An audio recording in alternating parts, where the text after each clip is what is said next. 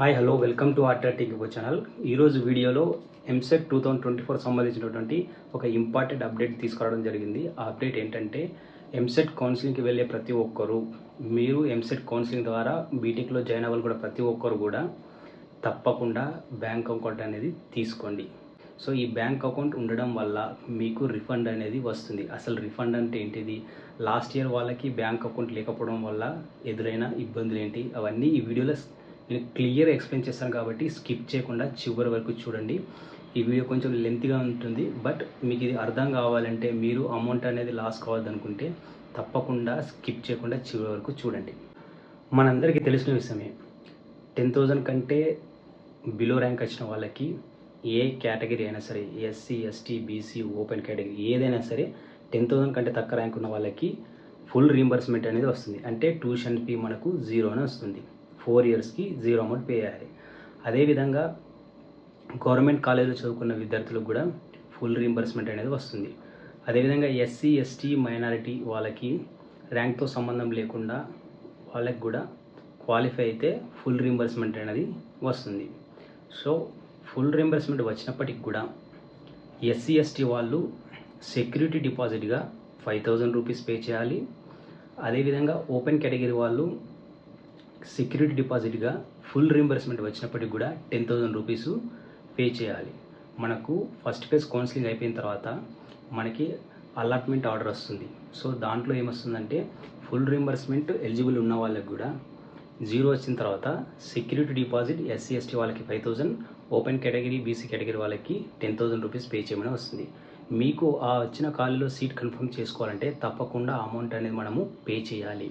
Amount pay చేస్తేనే మనకు seat అనేది కన్ఫర్మేషన్ అవుతుంది. సో ఆ అమౌంట్ను మనము బ్యాంక్ అకౌంట్ నుంచి పే చేయాలి ఆన్లైన్లో. మనం పే చేసిన అమౌంట్ అనేది మనము కాలేజీలో జాయిన్ అయిన తర్వాత 30 to 40 డేస్ లోపు మనకి అకౌంట్కి డైరెక్ట్గా రిఫండ్ అనేది అవుతుంది. మనం ఏ అకౌంట్ నుంచి అయితే పే చేసామో ఆ అకౌంట్కి డైరెక్ట్గా రిఫండ్ అవుతుంది. ఇదొక కేటగిరీ. నెక్స్ట్ వచ్చేసి, ఫర్ ఎగ్జాంపుల్ మీకు ఫస్ట్ ఫేజ్ కౌన్సిలింగ్లో ఒక కాలేజీలో సీట్ వచ్చింది, మీకు 10,000 కంటే ఎక్కువ ర్యాంక్ వచ్చింది, ఐదర్ మీకు ఫుల్ రీంబర్స్మెంట్ ఎలిజిబిలిటీ కాలేదు, పార్షియల్ రీంబర్స్మెంట్ కూడా రాలేదనుకోండి. సో ఫస్ట్ వచ్చిన కాలేజీలో 70,000 రూపీస్ ఆ కాలేజీలో ఫీ. సో 70,000 రూపీస్ ఆన్లైన్లో పే చేశారు, మీకు సీట్ కన్ఫర్మ్ అయింది. మళ్ళీ మీరు సెకండ్ ఫేజ్ కౌన్సిలింగ్కి వెళ్ళారు. సెకండ్ ఫేజ్ కౌన్సిలింగ్కి వెళ్ళినప్పుడు మీకు ఆ సెకండ్ ఫేజ్ కౌన్సిలింగ్ వచ్చింది, సెకండ్ ఫేజ్ కౌన్సిలింగ్ ఒక కాలేజ్ వచ్చింది, ఫస్ట్ ఫేజ్ కౌన్సిలింగ్ వచ్చిన కాలేజ్ కంటే సెకండ్ ఫేజ్ వచ్చిన కాలేజ్ బెస్ట్ అనిపించినప్పుడు మీకు ఆ సెకండ్ ఫేజ్ కౌన్సిలింగ్లో ఫీ అనేది 50,000 ఉందనుకోండి. అంటే ఫస్ట్ ఫేజ్ కౌన్సిలింగ్లో మీరు 20,000 రూపీస్ ఎక్స్ట్రాగా పే చేశారు కదా.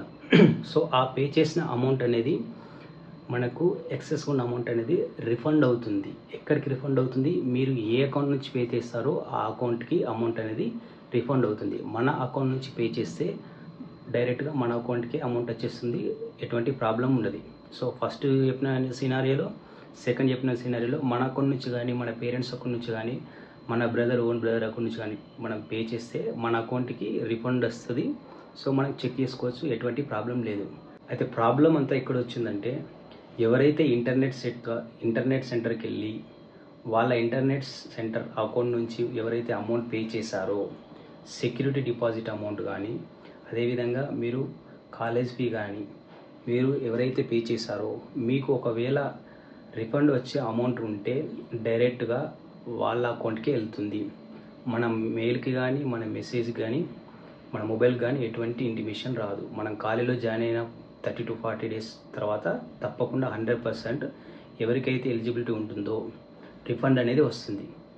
కానీ ఆ ఇంటర్నెట్ సెంటర్ వాళ్ళు, కొంతమంది ఆ ఇంటర్నెట్ సెంటర్ వాళ్ళు ఏం చేస్తారంటే, మాకు అమౌంట్ రిఫండ్ వచ్చింది, ఆ అమౌంట్ ఇవ్వండి అని చెప్పేసి మన స్టూడెంట్స్ కొంతమంది వెళ్తే, లాస్ట్ ఇయర్ వాళ్ళు ఫేస్ చేసిన ప్రాబ్లమ్ చెప్తున్నాను. వాళ్ళు ఏం అడుగుతున్నారంటే, మీకు అమౌంట్ రిఫండ్ అయిందని చెప్పేసి ఏదైనా మెసేజ్ వచ్చిందా, లేకపోతే ఏదైనా మెయిల్ వచ్చిందా అని చెప్పేసి అడుగుతున్నారు. యాక్చువల్గా ఎంసెట్ నుంచి ఎటువంటి ఫెసిలిటీ లేదు. సో ఇక్కడ టోటల్ కన్ఫ్యూజన్ ఏర్పడుతుంది. ఒకవేళ మన అకౌంట్ నుంచి మనము పే చేసుకుంటే, సో ఒకవేళ ఎక్సెస్ అమౌంట్ ఉంటే మనకు రిఫండ్ వచ్చే అవకాశం ఉంటే మన అకౌంట్కి డైరెక్ట్గా వస్తుంది. మనం అకౌంట్ చెక్ చేసుకున్నప్పుడు మనకి ఏర్పడుతుంది. ఈ problem last year thousands of members face చేశారు. నేను చేస్తున్న వీడియోస్కి ఎక్కువ కామెంట్స్ వచ్చినాయి దీనికి సంబంధించి. సో అటువంటి ప్రాబ్లం మీరు ఫేస్ చేయొద్దంటే, మీకు తెలియని ఇంటర్నెట్ సెంటర్ దగ్గరికి వెళ్ళి మీరు అమౌంట్ అనేది మీరు పే చేయకండి. మీకు అకౌంట్ ఉంటే మీ అకౌంట్ నుంచే అమౌంట్ అనేది డెబిట్ అవుతుంది. తర్వాత ఒకవేళ రిఫండ్ వస్తే మీకు అమౌంట్ అనేది క్రెడిట్ అవుతుంది ఆటోమేటిక్గా. ఫైనల్గా నేను చెప్పేది ఏంటంటే, మీరు బ్యాంక్ అకౌంట్ తీసుకోండి. ఒకవేళ మీరు 18 ఇయర్స్ కంటే బిలో ఉంటే మీ పేరెంట్స్ని కానీ, అదేవిధంగా మీ బ్రదర్స్ని కానీ, రిలేటివ్స్ కానీ ఇంటర్నెట్ బ్యాంకింగ్ ఫెసిలిటీ ఉందేమో అడగండి వాళ్ళకి.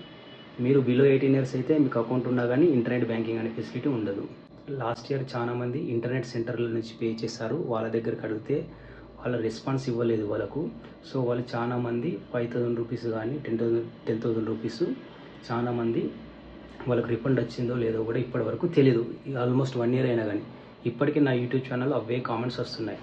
సో వాళ్ళకి లాస్ట్ ఛాన్స్ వాళ్ళు ఏం చేశారంటే ఎంసెట్ సంబంధించినటువంటి టోల్ ఫ్రీ నెంబర్ ఉంటే అక్కడ కూడా వాళ్ళకు ఎటువంటి రెస్పాన్స్ లేదు. సో మీరు ఇటువంటి ఇబ్బందులు పడద్దు అంటే నేను చెప్పేది అంటే మీరు తప్పకుండా బ్యాంక్ అకౌంట్ అనేది మీకు ఉంటే మంచిది. ఓకే, ఇంకేమైనా దీనికి సంబంధించినటువంటి ఇంకేమైనా మీకు డౌట్స్ ఉంటే కామెంట్ సెక్షన్లో కామెంట్ చేయండి.